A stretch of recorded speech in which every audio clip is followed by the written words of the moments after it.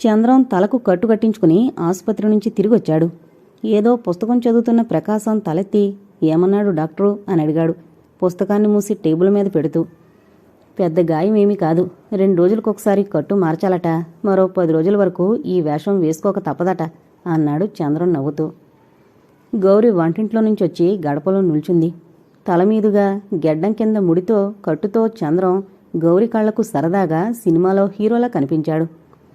రెప్ప వేయకుండా అతన్నే చూస్తున్న గౌరితో నవ్వుతూ, ఏంటలా చూస్తావ్, చంద్రం అంత బాగున్నాడా అన్నాడు ప్రకాశం. గౌరి సిగ్గుతో ముడుచుకుపోయింది మల్లె మొగ్గలాగా. ప్రకాశం పక్కున నవ్వాడు. గౌరి తుర్రున వంటింట్లోకి పారిపోయింది. చంద్రం అదేమీ పట్టించుకోనట్లు ప్రకాశం అంతవరకు చదువుతూ టేబుల్ మీద పెట్టిన పుస్తకాన్ని తీసుకుని తిరగేసాగాడు. మీ అన్నయ్య నిన్నొకసారి అర్జెంటుగా రమ్మన్నాడట, ఎవరో వచ్చి వెళ్లారు, ఎందుకో ఏమో, ఓసారి వెళ్ళిరా అన్నాడు ప్రకాశం చంద్రం చేతిలోని పుస్తకాన్ని తీసుకుంటూ. వార్తాపత్రికలో న్యూస్ చదివుంటాడు, 4 చివాట్లు వేయడానికి పిలిచుంటాడు, వెళ్ళక్కర్లేదు. అంత అవసరమైన విషయాలుంటే తనే రావచ్చుగా అన్నాడు చంద్రం నిర్లక్ష్యంగా. మరీ అంత ఆడపిల్లల అభిమానపడితే ఎలాగోయ్, నీతో మాట్లాడడానికి కబురు చేసే హక్కులేదా మీ అన్నకు? పైగా చిన్నప్పటినుంచి నిన్ను పెంచినవాడు, తండ్రి తర్వాత తండ్రంతటివాడు. అంత నిరసనగా మాట్లాడకు, నాకంటే ఎక్కువ చదివినవాడివి, పెద్ద రచయితవు, కానీ అప్పుడప్పుడు చాలా పసిపిల్లాళ్లా మాట్లాడుతుంటావు. ఆ వార్త చదివి నీ అన్న బాధపడ్డంలో అసహజం నాకేమీ కనిపించలేదు అన్నాడు ప్రకాశం. బాధపడుండడు, అవమానంగా తలంచుంటాడు అన్నాడు చంద్రం నిష్ఠూరంగా. అది కూడా అసహజం కాదు, ఆ వార్త చదివిన నాకే చిన్నతనం అనిపించింది. మరి మీ అన్నయ్యకు నిన్ను ప్రేమించే వాళ్లకు అలా అనిపించడంలో ఆశ్చర్యం ఏమీ లేదు. కొంతకాలంగా నేనే చెప్పాలనుకుంటున్నాను. ఇప్పుడు అవకాశం వచ్చింది కాబట్టి చెబుతున్నాను. నీ మంచిని, నీ ఉజ్వల భవిష్యత్తును చూడాలని కోరేవాళ్లలో నేను ఒకణ్ణి. నువ్వు గొప్పవాడివిగా ఇక్కడ వాళ్లంతా గుర్తించాలని నా తాపత్రయం. ఎంత ఉపోద్ఘాతం ఎందుకు చెప్తున్నావో నాకు అర్థమైంది అన్నాడు చంద్రం చిరుకోపంతో. అదే నాకు కావలసింది కూడా. నన్ను అర్థం చేసుకో, నా మాట విని ఇక్కడి నుంచి వెళ్ళిపో. ఎవరు ఎక్కడ ఉండాలో అక్కడే ఉండడం మంచిది. మనం రోజూ కలుసుకోవచ్చు, ఒక ఊళ్ళోనే ఉంటాంగా. పెద్దవాళ్ల మీద అంత పంతం పనికిరాదు. రాత్రి జరిగిన సంఘటనలో నీ స్థానంలో నేనున్నాననుకో, పత్రికలో అలాంటి వార్తకు స్థానం ఉండేది కాదు. ఇలాంటివి కూలీనాలీ చేసుకుని బ్రతికే జనంలో మామూలు అని ఎవరూ పట్టించుకునేవారు కాదు. అన్నయ్య ఇంటికొచ్చేయమంటే వెళ్ళిపో. అలా అనకపోయినా నీ ఇంటికి నువ్వు వెళ్లడానికి అభిమానమేమిటి? అయ్యిందా నీ ఉపన్యాసం? వెళ్ళిపోతాను, ఈ ఊరు విడిచే వెళ్ళిపోతాను, సరేనా అన్నాడు చంద్రం వస్తున్న కోపాన్ని అణుచుకుంటూ. ఫూల్లా మాట్లాడకు. ఏదో చదివావు, విజ్ఞానాన్ని ఆర్జించుకున్నావు, కానీ లోకజ్ఞానం శూన్యం. ఎలా బ్రతకగలవోయ్? నీ మనసుకు చాలా పెద్ద గాయమే తగిలిందని నాకు తెలుసు, కానీ ఏ బంధాన్నైనా మనం తెగేంతవరకు లాక్కూడదు. హేమ విముఖతకు కారణం కూడా ఆలోచించు. కేవలం బాధపడతావు. నువ్వు ఇలాంటి ప్రదేశాల్లో ఉంటూ మాలాంటి వాళ్లతో తిరుగుతుంటే ఆ అమ్మాయి నిన్ను ఎలా అర్థం చేసుకుంటుందో ఒక్కసారైనా ఆలోచించావా? మందలిస్తున్నట్లు అన్నాడు ప్రకాశం. అంటే నువ్వు అంతస్తుల్ని మరిచిపోలేకుండా ఉన్నావన్నమాట అన్నాడు చంద్రం ఆశ్చర్యంగా. అంతస్తుల్ని మనం మరిచిపోవాలన్నా సంఘం మనల్ని మరిచిపోనివ్వదు. అనుక్షణం ఆ అంతస్తులు అడ్డొస్తూనే ఉంటాయి. అవి ఒకరిద్దరి ప్రయత్నంతో తొలగిపోయేవి కావు. అంతస్తులు అడ్డురాని సమాజం ఏర్పడ్డానికి ఇంకా చాలా కాలం పడుతుంది. అలాంటప్పుడు ఎవరి స్థానంలో వాళ్ళు ఉండడమే మంచిది. నువ్వు మీ అన్న దగ్గర ఉంటేనే నాకు లాభం. నువ్వు నీ స్థానంలో ఉండి నా ఆశయాల సిద్ధికి ఎక్కువ సహాయం చేయగలవు. కృష్ణ టొబాకో కంపెనీ భాగస్వామిగా నువ్వు మాకు ఎక్కువ ఉపయోగపడగలవు. చంద్రం మౌనంగా వింటున్నాడు. చంద్రం తన అభిప్రాయాలను కొంతవరకు అర్థం చేసుకున్నాడని, ఆలోచిస్తున్నాడని తెలుసుకుని ప్రకాశం లోపలై సంతోషించాడు. వంటింటి గడపకు చేరబడి వాళ్ళిద్దరి సంభాషణ వింటున్న గౌరి చలనరహితంగా స్తంభించిపోయింది. చంద్రం జవాబు వినడానికి శక్తినంతా కూడదీసుకుంటూ ఊపిరి బిగబట్టి కూర్చుంది. ప్రకాశం చెప్పింది కొంతవరకు సబబుగానే ఉందనుకున్నాడు. నిజమే, తనకు లోకజ్ఞానం తక్కువ. హేమను ఆమె పరిస్థితుల్లో ఉంచి అర్థం చేసుకోవడానికి తను ప్రయత్నించలేదు. హేమ మధ్య తన మధ్య ఉన్న అఘాతానికి కారణాన్ని తను ఆలోచించడానికి ప్రయత్నం కూడా చేయలేదు. అవును, తన ఇంటికి తను వెళ్లడానికి ఒకరి ఆహ్వానం ఎందుకు? పైగా తను ప్రకాశానికి ఏ సహాయం చేయకపోగా ఒక బరువుగా తయారయ్యాడు. ఏంటోయ్ అంత ఆలోచన? సరే, నేను చెప్పాల్సింది నా బాధ్యత కాబట్టి చెప్పాను. ఆ తర్వాత నీ ఇష్టం. నువ్వు నా దగ్గరే ఉంటే నాకు అంతకంటే సంతోషం మరొకట్లేదు అన్నాడు ప్రకాశం తేలిగ్గా నవ్వడానికి ప్రయత్నిస్తూ. నువ్వు చెప్పింది ఏది చేయలేదు, అలాగే వెళతాను అన్నాడు చంద్రం. ఆ వెళ్లడం తర్వాత చూసుకోవచ్చు. ముందు అన్నయ్య ఎందుకు కబురు పంపించాడో ఒకసారి వెళ్ళిరా. సాయంకాలం వెళతాను. కాదు, ఇప్పుడే వెళ్ళు. అర్జెంటుగా రమ్మని కబురు పంపించాడు. ఆఫీస్కి వెళ్ళి ఏమిటో అడిగి త్వరగా వచ్చేయి. నువ్వు వచ్చాకనే భోజనం చేద్దాం అన్నాడు ప్రకాశం. అలాగే, త్వరగా వచ్చేస్తాను అంటూ వెళ్ళిపోయాడు చంద్రం. చంద్రం అలా గడప దిగాడో లేదో గౌరీ సుడిగాలిలా వచ్చి నిల్చుంది ప్రకాశం ముందు. స్నానం చేయడానికి షర్టు గుండీలు తీసుకుంటూ నిల్చున్న ప్రకాశం అలా అంత దగ్గరగా వచ్చి నిల్చున్న గౌరీ ముఖంలోకి ఆశ్చర్యంగా చూశాడు. మరుక్షణంలోనే గౌరీ ప్రకాశం షర్టును గుండెల దగ్గర పట్టుకుని 2 చేతులతోనూ ఆవేశంగా లాగింది. షర్టు చిరిగింది. ప్రకాశం కొయ్యబారిపోయాడు. మరో నిమిషంలో ఏదో తెలియని ఆవేశంతో అతని ఒక చెయ్యి గౌరీ నడుం చుట్టింది. మరో చేత్తో జడ పట్టుకుని గౌరీ తలను వెనక్కు లాగి ఆమె ముఖం మీద కొంగి ఆమె కళ్ళల్లో దేన్నో వెతకబోయాడు. ఆ కళ్ళల్లో కోపం, ఉద్రేకం. ప్రకాశం చెంప చెళ్ళుమంది. ఉలిక్కిపడి ప్రకాశం గౌరిని దూరంగా నెట్టేశాడు. విసురుగా వెళ్లి కుర్చీ మీద పడింది. కుర్చీతో పాటు గౌరి కూడా కింద పడింది. మరుక్షణంలోనే లేచి నిల్చుంది. కోపంతో బుసలు కొడుతూ నిల్చున్న గౌరిని ప్రకాశం తెల్లముఖం వేసి చూస్తున్నాడు. మండుతున్న చెంప, చిరిగిన షర్టు ప్రకాశాన్ని ఈ లోకంలోకి తెచ్చాయి. కానీ గౌరీ ప్రవర్తన అర్థం కాలేదు. నువ్వు దొంగవు, మోసగాడివి, ఇదంతా నువ్వే చేస్తున్నావు కక్షగారిచింది గౌరీ. ప్రకాశం ఆశ్చర్యానికి అంతులేదు. అయోమయంగా చూశాడు గౌరీ వైపు. నాకు ముందు నుంచి తెలుసు నువ్వే ఇదంతా చేస్తున్నావని.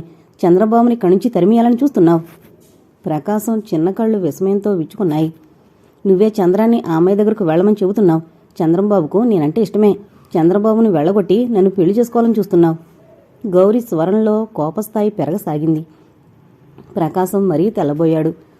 నేను చచ్చిపోతాను, కానీ నిన్ను మాత్రం చేసుకోను అంటున్న గౌరీ ఒక్కసారి అరచేతుల్లో ముఖం దాచుకుని వెక్కి వెక్కి ఏడవసాగింది. ప్రకాశం నిల్చున్న చోటనే కొయ్యబారిపోయాడు. బుర్ర పూర్తిగా పనిచేయడం మానేసింది.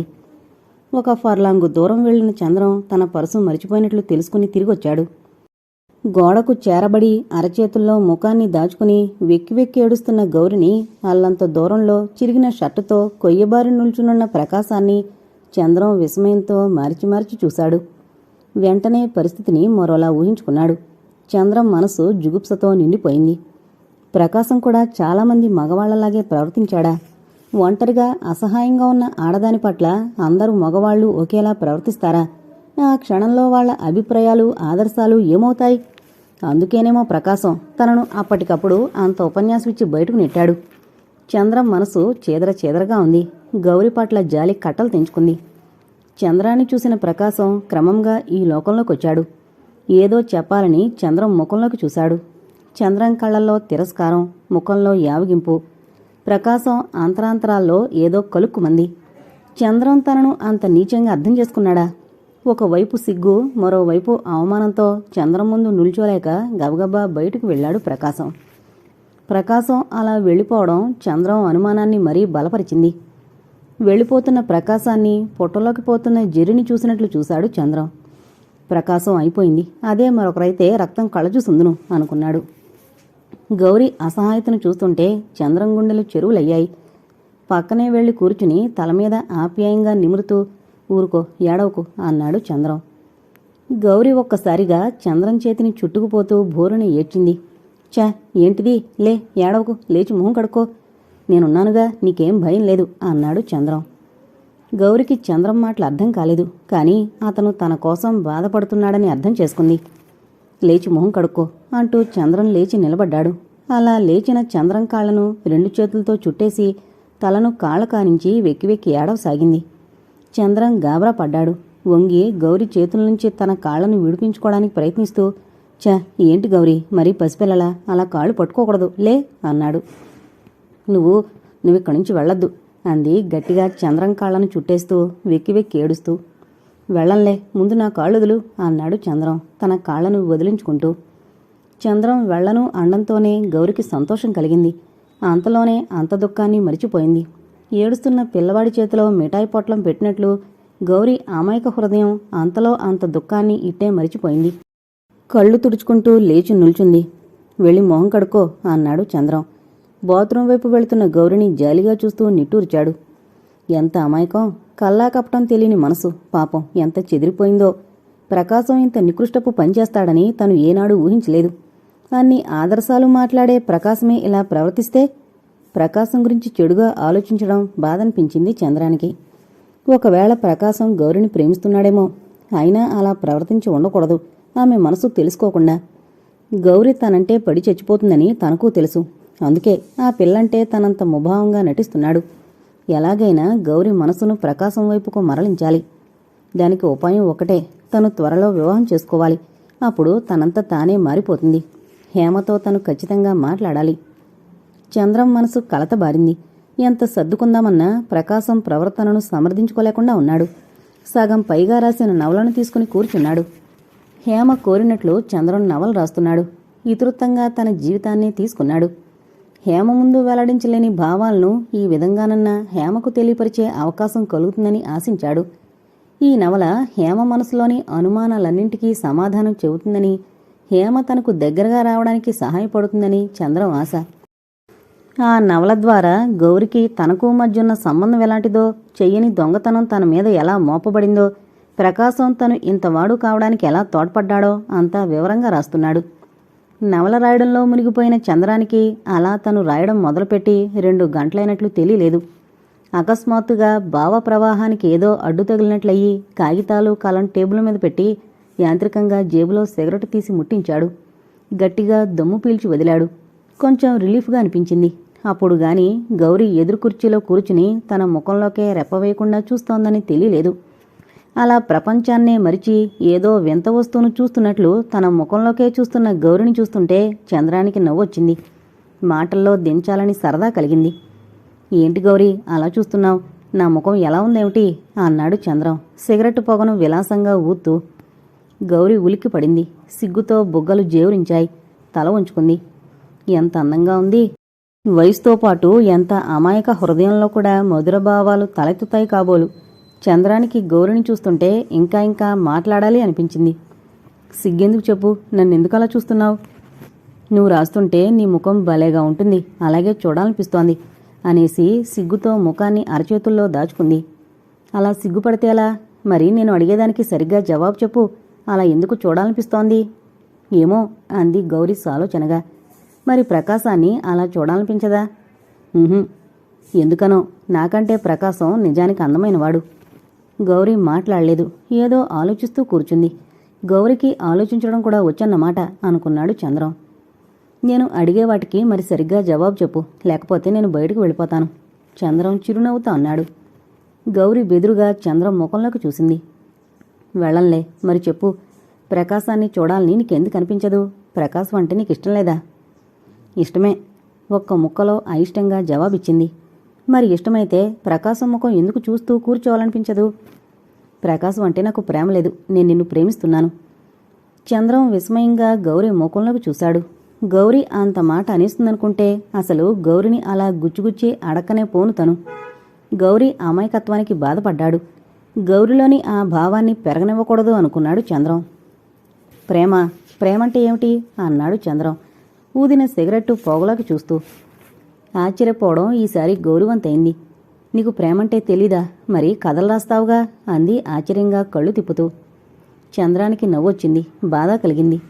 నాకు ప్రేమంటే తెలీదు, నేను రాసే కథల్లో ప్రేమను గురించి రాయను అన్నాడు చంద్రం. మరి నువ్వు హేమను ప్రేమించడం లేదు? చంద్రం ముఖంలోకి చూస్తూ ప్రశ్నించింది గౌరీ. చంద్రం ఇరుకులో పడ్డాడు. అవును అని చెబితే గౌరీ ముందుకు మాట్లాడదని తెలుసు. గౌరీ అమాయక హృదయం ప్రేమ రూపాన్ని ఎలా చిత్రించుకుందో తెలుసుకోవాలనే కుతూహలాన్ని అణుచుకోలేకపోయాడు. లేదు, నేను ఎవరినీ ప్రేమించడం లేదు. ప్రేమంటే నాకు తెలీదు. ప్రేమంటే ఏంటో చెప్పు అన్నాడు చంద్రం. గౌరీ ముఖం ఆనందంతో వికసించింది. అది చూసి చంద్రం తను అబద్ధం చెప్పి తప్పు చేశానేమోనని బాధపడ్డాడు. ప్రేమంటే ప్రేమే, ఎలా చెప్పడం అంటూ ఆలోచనలో పడిపోయింది గౌరీ. ప్రేమంటే ఏంటో తెలీదు, కానీ నువ్వు ప్రేమించేస్తున్నావు అన్నాడు చంద్రం గౌరిని ఉడికిస్తున్నట్లు. చంద్రం ప్రశ్నకు గౌరికి రోషం వచ్చింది. ప్రేమించుకునే వాళ్లకు ఒకళ్ళకొకళ్ళు అందంగా కనిపిస్తారు. వాళ్ళని చూస్తూ కూర్చోవాలనిపిస్తోంది. వాళ్లకు దగ్గరగా కూర్చుని కబుర్లు చెప్పాలనిపిస్తోంది. కానీ మాటలు దొరకవు. గుండెలు కొట్టుకుంటాయి. వాళ్ళ దగ్గర కూర్చుంటే ఆకలి కాదు. వాళ్ళు దూరంగా వెళ్ళిపోతే గుండెల్లో ఏదో గుబులు గుబులుగా ఉంటుంది. ఏడవాలనిపిస్తోంది. ఆకురాలిన శబ్దమైనా వాళ్లే వస్తున్నట్లు ఉలికి పడతాం. ఇంకా చాలా అనిపిస్తుంది, కానీ నాకు చెప్పడం రావడం లేదు అంది గౌరీ ఇంకా ఏదో చెప్పాలని ఆలోచిస్తున్న ముఖం పెట్టి. చంద్రం గౌరీ మాటలు విని విస్తుపోయాడు. ఇన్ని మాటలు, ఇన్ని ఊహలు ఎవరు నేర్పించారు ఈ అమాయకురాలికి? బాలభానుని నులివెచ్చని కిరణస్పర్శకు పులకించడం కమలానికి ఎవరు నేర్పించారు? వసంతుని ఆగమనంతో కోకిలకు పాడ్డం ఎవరు నేర్పుతున్నారు? గౌరికి జరగరాని అన్యాయం ఏదో తన వల్ల జరుగుతున్నట్లనిపించింది చంద్రానికి. ఆమెను గాఢంగా గుండెలకు అదుముకోవాలని, ఆ గుండెల్లో ఆమెను దాచుకోవాలని అనిపించింది. కాని ఆ గుండెల్లో గూడు కట్టుకుని ఏనాడో హేమ ఆక్రమించుకుంది. మరొకరికి అక్కడ చోట్లేదు. చంద్రం కళ్లల్లో నీరు తిరిగింది. దానిని ఆపుకునే ప్రయత్నంలో కింద పెదవిని కొరుక్కున్నాడు. గౌరీ ముఖంలోకి చూశాడు. ఆమె ఇంకా ఆలోచిస్తూనే ఉంది. ఒక్కసారిగా ఏదో తట్టినట్లు ముఖం పెట్టి, నిన్ను చూస్తుంటే అంటూ తన ముఖంలోకి అదోలా చూస్తున్న చంద్రాన్ని చూసి ఆగిపోయింది. ఆగిపోయావని చెప్పు అన్నాడు చంద్రం. చంద్రం స్వరంలో అంత ఆత్మీయతను ఏనాడూ అనుభవించలేదు గౌరీ. గౌరికి ఏదో లోకాల్లోకి వెళ్ళిపోయినట్లయింది. తన్ను తాను మరిచిపోయి చెప్పసాగింది. నిన్ను చూస్తుంటే నాకు ఏమనిపిస్తుందో తెలుసా? నిన్ను నా కళ్ళల్లో దాచేసుకుని కళ్ళు గట్టిగా మూసుకోవాలనిపిస్తోంది. ఎందుకు అన్నాడు కుతూహలంగా. అప్పుడు నేను నిన్ను చూస్తుంటాను, నువ్వు కూడా ఎవరినీ చూడలేవు, నిన్ను ఎవరూ చూడరు. అలా చెబుతున్న గౌరీ కంఠం కొంచెం వణికింది. గౌరీ గుండెల వేగం ఆమె మాటల్లోనే చంద్రానికి వినిపించినట్లయింది. చంద్రం ఆవేశంతో ఆమె 2 చేతుల్లోకి లాక్కున్నాడు. చంద్రం చేతుల్లో ఇమిడిపోయిన గౌరికి ప్రపంచమే స్తంభించిపోయినట్లయింది. చంద్రం గౌరి నుదుటిని తన పెదవులతో మృదువుగా తాకాడు.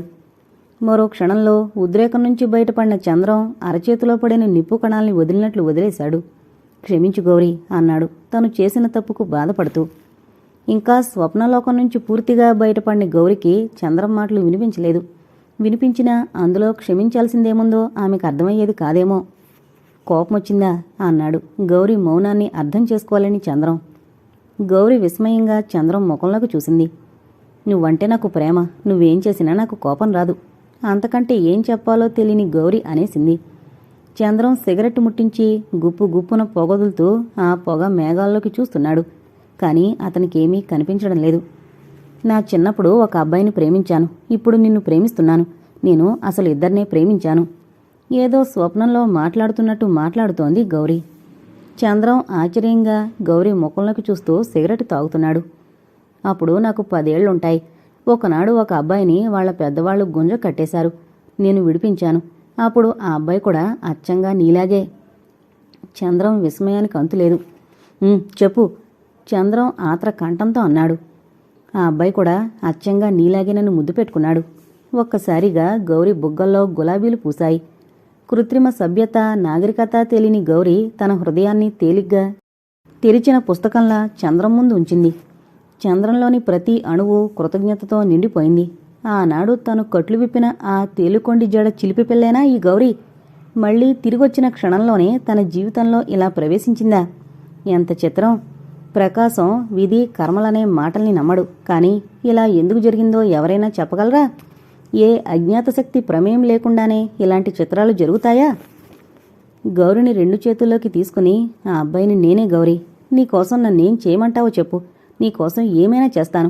చివరకు హేమను కూడా వదులుకుంటాను అని అనాలనిపించింది. కాని అలా అనలేకపోయాడు. ప్రయత్నం మీద ఆ ఉద్రేకాన్ని అణుచుకున్నాడు. నీకు ఆ అబ్బాయి అంటే ఎక్కువ ఇష్టమా, నేనంటేనా? అడిగాడు చంద్రం కుతూహలాన్ని అణుచుకోలేక. గౌరీ అయోమయంలో పడింది. క్షణకాలం ముఖం గంభీరంగా పెట్టి ఆలోచించింది. ఇద్దరంటే సమానిష్టమే అనేసి గబుక్కున నాలుగు కరుచుకుంది. ఎవరైనా ఒక్కరినే ప్రేమిస్తారు, ఇద్దరినీ ప్రేమించరు. అలా ఇద్దరినీ ప్రేమిస్తున్నారంటే ఎవరినీ ప్రేమించడం లేదన్నమాట అన్నాడు చంద్రం గౌరీ ముఖంలోకి చూస్తూ. ఆ మాటలంటున్నప్పుడు నిద్రపోతున్న పసిబిడ్డ ముఖంలోకి చూస్తూ కూర్చున్న తల్లి చూపులా ఉంది చంద్రం చూపు. గౌరీ ముఖం కోపంతో కందిపోయింది. ఏడుపు, రోషం, నేను ముందంటే నేను ముందని కోట్లాడే గొంతుతో అంది. నేను నిజంగానే చెబుతున్నాను, నాకిద్దరూ సమానంగానే ఇష్టం. సరే ఒప్పుకుంటాను. ఇప్పుడు ఆ అబ్బాయి పెద్దవాడే ఉంటాడు కదా, అతను కూడా వచ్చాడనుకో, మరి మా ఇద్దరిలో నీకెవరు కావాలి అన్నాడు చంద్రం. గౌరీ ఆలోచనల్లో పడింది. నిజమే, తనకిద్దరూ ఇష్టమే. తనకెవరు కావాలి? ఏమో తనకు తెలియడం లేదు. చంద్రానికి ఓ ఆలోచన తట్టింది. ప్రకాశం ఆ అబ్బాయి అనుకో. కాదు కాదు గట్టిగా అరిచింది గౌరీ. చంద్రం ఉలిక్కి పడ్డాడు. గౌరీ ఆవేశానికి ఆశ్చర్యం. మానవుడు ఆర్జించిన జ్ఞానం కంటే కూడా అంతఃకరణ జ్ఞానం గొప్పదేమో. ప్రకాశం అంటే ఇష్టమని నువ్వే చెప్పావుగా. అవును, ప్రకాశం మంచివాడు, అందుకే నాకిష్టం. చంద్రం ఆశ్చర్యపోయాడు. మరి ప్రకాశం మంచివాడైతే ఇందాకలా ఎందుకు ప్రవర్తించాడు అన్నాడు చంద్రం గౌరిని పరీక్షగా చూస్తూ. గౌరికి అర్థం కాలేదు. ప్రకాశం మంచివాడే, ఇందాక నేను తిట్టాను, చొక్కా చింపాను, కానీ పాపం నన్నేమీ అనలేదు అంది గౌరి బాధపడుతూ. ఎందుకలా చేశావు అడిగాడు చంద్రం. నిన్నిక్కడి నుంచి వెళ్ళిపోమన్నాడని కోపం వచ్చి అలా చేశాను. ప్రకాశానికి కోపం వచ్చిందేమో అంది గౌరి దిగులుగా. చంద్రానికి విషయం అర్థమైంది. తను ప్రకాశాన్ని ఎంత అపార్థం చేసుకున్నాడు. ఎంత పనిచేశావు గౌరీ, ప్రకాశం దేవుళ్లాంటివాడు, నీకు ఆశ్రయం ఇచ్చినవాడు అన్నాడు బాధపడుతున్న స్వరంతో. అప్పుడే లోపలికొచ్చిన ప్రకాశం చంద్రం మాటలు విన్నాడు. ప్రకాశం మనసు తేలికపడింది. ప్రకాశాన్ని చూసిన చంద్రం క్షమించమని అడగాలనుకున్నాడు. కానీ ఆ విషయం గురించి మాట్లాడాలి అనిపించలేదు ఇద్దరిలో ఎవరికీ. ఎక్కడికురా వెళ్ళావు, నీకోసం ఎదురు చూస్తున్నాం, పద భోజనం చేద్దాం అన్నాడు చంద్రం. పద వస్తున్నా అంటూ షర్టు మార్చుకోవడానికి లోపలికి వెళ్ళాడు ప్రకాశం. ఇద్దరికీ భోజనం వడ్డించడానికి గౌరీ వంటింట్లోకి వెళ్ళింది. నీ చేతగంతనమే ఎంతవరకు తెచ్చింది. కాంతమ్మ కంఠంలో మాటలు గరగరలాడాయి. ఆమె ఏ విషయం గురించి మాట్లాడుతోందో తెలుసుకున్న కృష్ణారావు చదువుతున్న పత్రిక నుంచి తల పైకెత్తలేదు. అవ్వా, ఎంత అప్రతిష్ట! కుటుంబాన్ని బజారుకెక్కించినా నీకు చేమకుట్టినట్టు కూడా లేదాయే. ఒక్కగానొక్క బిడ్డ, దాన్ని పొరుగుగల కుటుంబం వాళ్ళు చేసుకోవాలక్కర్లేద్దా? కాంతమ్మ కంఠం స్థాయి పెరిగింది. అమ్మా నాన్న చూడకుండా స్నేహితుడు రాజాతో బయటకు బయలుదేరిన రజని మెట్ల మీదే ఆగిపోయింది. తల్లి తండ్రి హాల్లో కూర్చుని ఏదో విషయం మీద ఘర్షణ పడుతుండడాన్ని గమనించింది. రాజాను మాట్లాడవద్దని సైగ చేసింది. అదుపు ఆజ్ఞ లేకుండా పెరుగుతున్న రజని తనను ఎంతో పెద్దదిగా ఊహించుకోసాగింది. నిండా 13 ఏళ్లు లేని పసిది సహాధ్యాయి రాజాతో తల్లి తండ్రికి తెలియకుండా షికార్లు మొదలుపెట్టింది. రాజాకు 15 సంవత్సరాలుంటాయి. తెలిసి తెలియని భావాలతో అన్నీ తెలిసినవాళ్లా నటిస్తాడు. ఇరుగ్గా ఉండే పాయింటెడ్ బూట్లు, బిగుతుగా కాళ్లకు అతుకున్నట్లుండే ప్యాంటు, బొమ్మల బనీను, ముందు జుట్టు ముఖం మీదకు పడుతూ ఆడపిల్లకు మగవాడి వేషం వేసినట్లుంటాడు. చూస్తేనే ఆ కుర్రవాడు వయసుకు తగ్గ భావాలు కలవాళ్లా కనిపించాడు. మిడిమిడి జ్ఞానంతో దేన్నో ఎవరినో అనుకరించడానికి ప్రయత్నిస్తున్న కృత్రిమత అణువణువున కనిపిస్తుంది. కానీ ముఖంలోని చిన్నతనపు అమాయకత్వం విడిచిపోలేక తెచ్చిపెట్టుకున్న గాంభీర్యంతో పెనుగులాడుతోంది. రజనీ రాజాలు ప్రేమికులు కాదు, అలానే వాళ్ళు ఊహించుకుంటున్నారు. కాసేపు రజనీ లైలా అయితే మరి కాసేపు అనార్కలే అవుతుంది. స్కూలుకని వెళ్లిన రజనీ ఎక్కడికి వెళుతుందో తెలుసుకోవడానికి ఎవరూ ప్రయత్నించలేదు. కృష్ణారావుకు కొంచెం అనుమానం వచ్చి రజనీని మందలించబోయాడు. కాని కాంతమ్మ కస్సున లేచేసరికి కిక్కురుమనకుండా కూర్చున్నాడు. మెట్ల మీదనే ఆగిపోయిన రజనీ తల్లి తండ్రి కీచులాట ఏదో సినిమా చూస్తున్నట్లు కుతూహలంగా వినసాగింది. ఇదిగో రాజా, అమ్మ నాన్న ఎలా పోట్లాడుకుంటున్నారో చూడు, మనం కూడా ఇవాళ అలా పోట్లాట ఆడుకుందాం, సరిగ్గా విను అంది ఉత్సాహంగా రజనీ. రాజా ముఖం గంభీరంగా పెట్టి ఇవాళ సినిమాకు వెళ్లాల్సిందే అన్నాడు. ఆహా, చెరువు ఒడ్డుకు వెళ్ళి ఆడుకుందాం. నేను రాను అన్నాడు రాజా ఆడపిల్లల అలిగిన ముఖం పెట్టి. ఒక పందెం వేసుకుందాం అంది రజనీ కళ్ళు తిప్పుతూ. ఏంటి అన్నట్లు చూశాడు రాజా విసుగ్గా. అదిగో అమ్మా నాన్న పోట్లాట క్లైమాక్స్కొచ్చింది, ఎవరు గెలుస్తారో చెప్పు అంది రజనీ రాజాను సవాల్ చేస్తున్నట్లు. రాజా పైపాళ్లతో కింద పెదవిని నొక్కి కొంచెం ఆలోచించి మీ నాన్నే గెలుస్తాడు అన్నాడు. మగవాడు గెలవక మరి ఆడది గెలుస్తుందా అన్నట్లుంది రాజా ధోరణి. లేదు, నువ్వు ఓడిపోతావు, అమ్మాయి గెలుస్తుంది. అమ్మ ముందు నాన్న ఎప్పుడూ ఓడిపోతాడు అంది రజనీ గర్వంగా. నేను ఒప్పుకోను, ఆడవాళ్ల ముందు మగవాళ్లు ఓడిపోవడమేమిటి అన్నాడు రాజా. సరే, పందెం చూస్తుండాలా అంది రజనీ. ఇద్దరూ శ్రద్ధగా కృష్ణారావు కాంతమ్మల ఘర్షణ వినసాగారు. నన్నేం చేయమంటావు కాంతం, ఆ వార్త చదవగానే వాడి కోసం కబురు పంపాను, వాడొస్తేగా అన్నాడు తన అసమర్థతను ఒప్పుకుంటున్నట్లు. వాడు రాకపోతే మీరే వెళ్ళండి, తప్పుతుందా? ఓ 10,000 వాడి ముఖాన పారేసి ఆ మునతో ఎక్కడికైనా పోయి ఊరేగమనండి అంది కాంతమ్మ. కృష్ణారావు భార్య ముఖంలోకి అర్థం కానట్లు చూశాడు. ఏంటలా చూస్తారు, బెల్లం కొట్టిన రాయలా, మనం ఈ ఊళ్ళో తలెత్తుకుని తిరగాలక్కర్లేద్దా అంది కాంతమ్మ. అందుకని లక్షల వ్యాపారంలో భాగస్థుడైన చంద్రానికి 10,000 బెచ్చమిచ్చి పంపించమంటావా? కృష్ణారావు గొంతులో కొంత కోపం కనిపించింది. కాంతమ్మ భర్త తెలివి తక్కువ చూసి ఆశ్చర్యం కలిగింది. మొదట్నుంచి ఈ మనిషి ధోరణింతే అనుకుంది. మీ తెలివి తెల్లరినట్టే ఉంది. చంద్రం సమభాగస్థుడేమిటి? ఈ వ్యాపారాన్ని మీరు మీ చేతుల మీదుగా పెంచారు. అందుకని 10 కాకపోతే 20,000 వాడి ముఖాన పారేసి పొమ్మనండి. కృష్ణారావు కోపంతో లేచి నిల్చున్నాడు. చంద్రం నా తమ్ముడు, ఈ ఆస్తి మా తాతగారిది. తర్వాత ఎంత పెరిగినా చంద్రం కూడా సంభాగస్తుడే ఖచ్చితంగా అన్నాడు కృష్ణారావు. కాంతమ్మ కంఠం తారాస్థాయిని అందుకుంది. కోపం, ఏడుపు, నేను ముందంటే నేను ముందు అంటున్నాయి ఆ గరగరలాడే గొంతులో. చంద్రాన్ని దుమ్మెత్తిపోసింది. తనకు తన బిడ్డకు జరుగుతున్న అన్యాయాన్ని ఏకరవు పెట్టసాగింది. కృష్ణారావు కుర్చీ మీదున్న కండువాను భుజం మీద వేసుకుని గబగబా గ్యారేజ్కేసి నడిచాడు.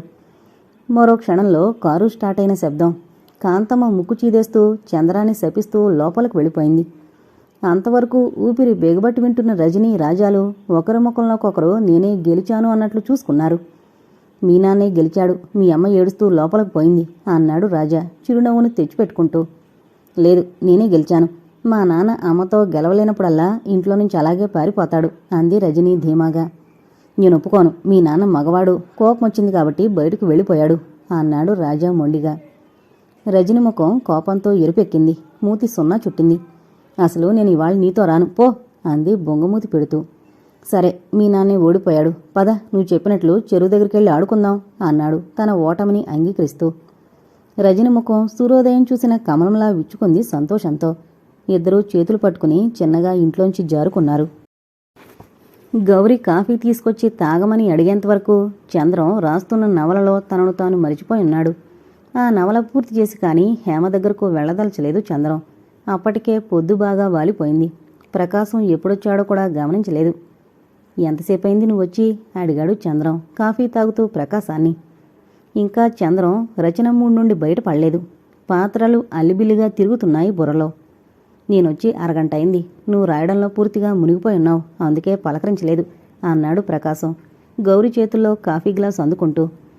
చంద్రం బాత్రూంకి వెళ్ళి చల్లటి నీళ్లతో మొహం కడుక్కున్నాడు. ఇన్ని నీళ్లు నడినెత్తిన జల్లుకున్నాడు.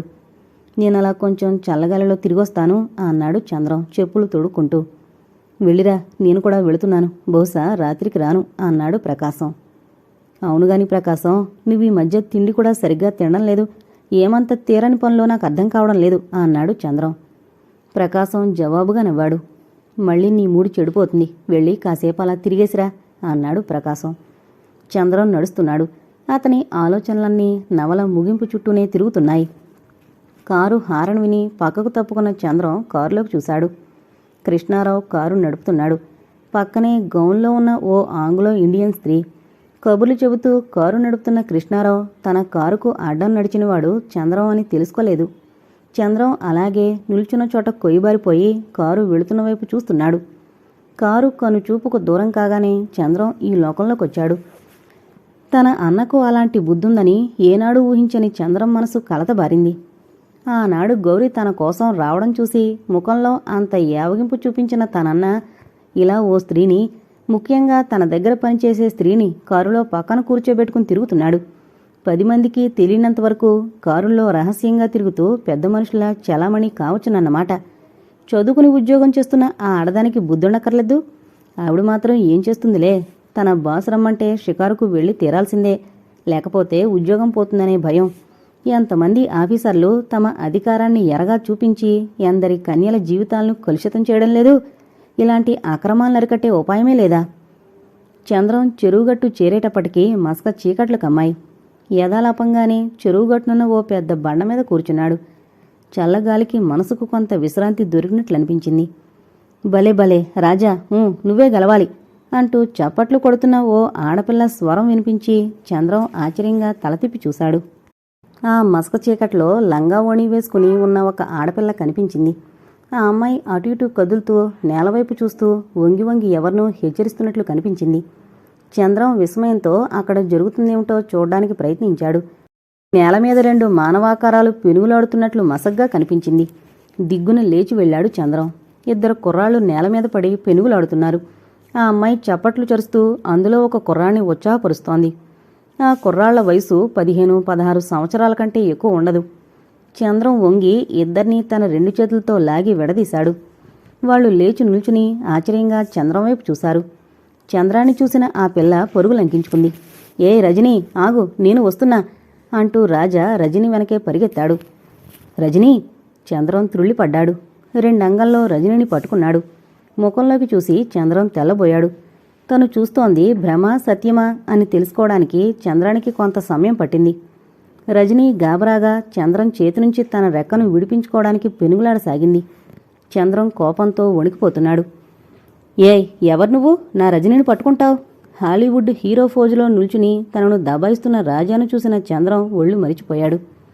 రజనీ చెయ్యి వదిలి రాజాను ఆ చెంప ఈ చెంప వాయించసాగాడు కసిగా. బాబాయ్, రాజాను కొట్టకు అంటూ అడ్డం వచ్చిన రజనీ చెంప చెళ్ళుమంది. కళ్ళు తిరిగిన రజనీ భూమి మీద కూర్చుంది. ఆగంతకుడు రజనీ బాబాయ్ అని తెలుసుకున్న రాజా పారిపోయాడు. అంతవరకు దూరంగా నిల్చుని తమాషా చూస్తున్న రెండో బాలుడు కూడా కాళ్లకు బుద్ధి చెప్పాడు. తర్వాత రాబోయేది తన వంతేనని తెలుసుకుని, పోరా రాస్కెల్, మళ్ళీ రజనీతో కనిపించావా నీ రక్తం కళ్ళ చూస్తాను గట్టిగా అరిచాడు చంద్రం పారిపోతున్న రాజాను ఉద్దేశించి. రెండు చేతుల్లో ముఖం దాచుకుని వెక్కి వెక్కి ఏడుస్తూ నేల మీద కూలబడున్న రజనీ చేయి పట్టుకుని మొరటుగా లాగుతూ, లే ఇంటికి పద గర్జించాడు చంద్రం. నన్ను వదులు, నా ఇష్టం, నువ్వెవరు రాజాను కొట్టడానికి అంటూ ఏడుస్తూనే చంద్రం చేతి నుంచి తన చేతిని లాక్కుంది. విసురుగా గాల్లోకి లేచిన చంద్రం చెయ్యి అలాగే నిలిచిపోయింది. రజనీ లాంటి పిల్లలు భయంతో వెనరు, దయతోనే వాళ్లను మంచి మార్గంలో పెట్టాలి అనుకున్నాడు చంద్రం. అంత కోపాన్ని దిగమింగుకున్నాడు. రజనీ వైపు ఓ క్షణం చూశాడు. వెక్కి వెక్కి ఏడుస్తున్న రజనీలో ఇంకా పసితనం కొట్టొచ్చినట్లు కనిపిస్తూనే ఉంది. తప్పమ్మా, లే ఇంటికి పోదాం అన్నాడు చంద్రం స్వరంలో మృదుత్వాన్ని తెచ్చిపెట్టుకుంటూ. ఆప్యాయంగా రజనీ తల మీద కుడి చేత్తో నిమురుతూ, లేమ్మా, త్వరగా పొద్దుపోతోంది అన్నాడు లాలనగా. రజనీకి కొంత ధైర్యం వచ్చింది. విసురుగా లేచి నిల్చుంది. ఓణి కొంగుతో కళ్ళు తుడుచుకోసాగింది. ఏడవకు రజనీ, పద ఇంటికి వెళదాం అన్నాడు చంద్రం. రజనీ మొండిగా అలాగే నిల్చుంది. చంద్రం చేయి పుచ్చుకున్నాడు. రజనీ చేతిని విడిపించుకుంటూ విసురుగా 2 అడుగులు వెనక్కు వేసింది. చంద్రానికి మళ్లీ కోపం వచ్చింది. ఏంటా మొండితనం, కదలమేం అన్నాడు కొంచెం కటువుగా. నువ్వేం రానక్కర్లేదు, నేనే వెళతాను అంది రజనీ మొండిగా. చంద్రం రజనీ మొండితనానికి ఆశ్చర్యపోయాడు. బయలుదేరతావా లేక ఈడ్చుకుపోమంటావా? ఈసారి చంద్రం స్వరంలోని తీవ్రతకు కొంచెం భయపడింది. అమ్మతో నాన్నతో చెప్పనంటే వస్తాను రజనీ ఏడుపు స్వరంతో అంది. అలాగే, చెప్పంలే పద. నిజంగా? రజనీ స్వరంలో అనుమానం. నిజంగా చెప్పను, పదమ్మా, చాలా పొద్దుపోయింది అన్నాడు చంద్రం రజనీకి నమ్మకం కలిగించేలా ఆప్యాయంగా. ఇద్దరూ మౌనంగా నడుస్తున్నారు. చంద్రం మనసు ఏమీ బాగాలేదు. బాల నేరస్తుల గురించి పరిపరి విధాల ఆలోచించసాగాడు. ఈ మధ్య బాల నేరస్తుల సంఖ్య బాగా పెరిగిపోతోంది. అవిద్య, బీదతనం, తల్లిదండ్రుల నిర్లక్ష్యం, పెద్దవారి ప్రేమానురాగాలకు నోచుకోకపోవడం ఇవన్నీ పిల్లల్ని పెడత్రోవ పట్టిస్తున్నాయి. దారిద్ర్యంతో సతమతమవుతున్న తల్లిదండ్రులు పిల్లల్ని నిర్లక్ష్యం చేస్తారు. మధ్యతరగతి కంటే నిమ్న తరగతికి చెందిన వారిలోనూ పెద్ద తరగతి వారిలోనూ బాల నేరస్తులు ఎక్కువగా తయారవుతారు. బాగా ఉన్నవారు అతి గారాబంతో పిల్లల్ని చెడగొడితే, ఏమీ లేనివారు దరిద్రంతో బాధపడుతూ పిల్లలకు అవసరమైన ఆప్యాయతను చూపించలేక చెడగొడుతున్నారు. రజనీ ఇలా కావడానికి కారణం వదిన అతి గారాబం, అన్నయ్య నిర్లక్ష్యం. అన్నయ్య వదిన ఏనాడూ ఆనందంగా ఉన్నట్లు కనిపించరు. తల్లిదండ్రులు పిల్లల ముందు చీటికి మాటికి పోట్లాడుకోవడం పిల్లల లేత మనసుల మీద చాలా చెడు ప్రభావం పడుతుందని ఎందుకు గ్రహించరో. బాబాయ్, నాకు కాళ్ళు పీకుతున్నాయి, రిక్షా ఎక్కుదాం అంది రజనీ మెయిన్ రోడ్డు మీదకు రాగానే. ఇద్దరూ రిక్షాలో కూర్చున్నారు. రజనీ ఏదో ఆలోచిస్తోందని చంద్రం గమనించకపోలేదు. ఆ ఆలోచనలు ఆ వయసుకు మించినవని ఆమె ముఖ కవళికలే చెబుతున్నాయి. ఏంటమ్మా ఆలోచిస్తున్నావు? చంద్రం మెత్తగా ప్రశ్నించాడు. రజనీ జవాబు ఇవ్వలేదు. రాజాని గురించేనా? రజనీ నుంచి జవాబు లేదు. తప్పమ్మా, అలా మగపిల్లలతో తిరగకూడదు. నువ్వు ఆ పిల్లతో తిరగచ్చు, నాన్నేమో జూలీతో తిరగచ్చు, నేను మాత్రం రాజాతో తిరగకూడదేం? రజనీ చురుగ్గా అన్న మాటలు సూదుల్లా గుచ్చుకున్నాయి చంద్రం మనసుకు. క్షణకాలం ఏం జవాబివ్వాలో అర్థం కాలేదు. 13 సంవత్సరాల బాలిక ముందు అపరాధిలా తల వంచవలసిన పరిస్థితికి బాధపడ్డాడు. తప్పమ్మా, నాన్నను గురించి అలాంటి మాటలనొచ్చా? నువ్వింకా చిన్నపిల్లవు, అవన్నీ మాట్లాడకూడదు మృదువుగా మందలించాడు చంద్రం. రజనీ జవాబివ్వలేదు. మళ్ళీ రాజాతో తిరగవు కదూ? తల నిమురుతూ ప్రశ్నించాడు చంద్రం. రాజా రమ్మని గోల పెడతాడు, తనతో తిరగకపోతే మరి రాజాకు కోపం వస్తుందేమో సాలోచనగా అంది రజనీ. అసలు ఇక నుంచి నువ్వు ఆ రాజాతో మాట్లాడడం మాని. రాజాతో మాట్లాడకుండా ఎలా ఉండడం? రాజాతో మాట్లాడకపోతే నాకేమీ తోచదు. నేను రాజాను ప్రేమిస్తున్నాను. చంద్రం ఉలిక్కి పడ్డాడు. నిండా 13 ఏళ్లు లేని రజనీ ఏంటిలా తయారైంది? ఈ రోజుల్లో ఈ ప్రేమ అనే పదానికి ఎంత దుర్గతి పట్టిందో ఓ క్షణం ఆలోచించన్నాడు. మంచివాళ్లను ప్రేమించాలమ్మా. రాజా మంచివాడు కాదు, రౌడీ. చదువు సంధ్యలు లేకుండా పెద్దవాళ్లకు తెలియకుండా ఊరంతా తిరిగే కుర్రాళ్లను ప్రేమించకూడదు. అంతకంటే ఇంకెలా చెప్పాలో తెలియలేదు చంద్రానికి. కానీ అతని మాటలు అతనికే నచ్చలేదు. మరి నువ్వు ఆ బజారు పిల్లని ఎందుకు ప్రేమిస్తావు? చంద్రం ఓ క్షణం విస్తుబోయి రజనీ ముఖంలోకి చూశాడు. లేదమ్మా, ఆ అమ్మాయి బజారు పిల్ల కాదు, మంచి పిల్ల అన్నాడు చంద్రం.